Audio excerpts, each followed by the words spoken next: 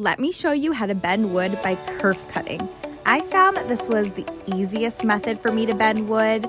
I wanted to make an arch, so I used a sacrificial fence on my miter gauge for my table saw. I am going to start out with 1/4 inch space kerf cuts. This was kind of a test to see how much arc I could get with each spacing.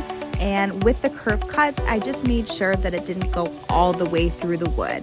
I lined it up with the sacrificial fence and made my cuts. The 1/4 inch didn't work too well, so I tried 1/2 inch, which I really liked.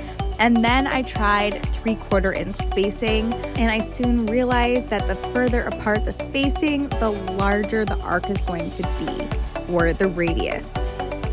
If you really want to get into the math of it all, you can go online and find a kerf calculator, which will calculate the radius for you. But I found it was so much easier to do trial and error, and I enjoyed it a lot more. Plus, I didn't really know what radius or what arc I wanted for my furniture, so I just decided to do some tests.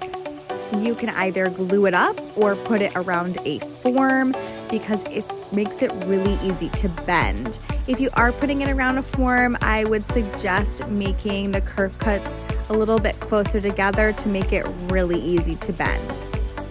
You really can make kerf cuts with any saw with an adjustable depth stop. So on my circular saw, I have a depth stop. I have a DeWalt.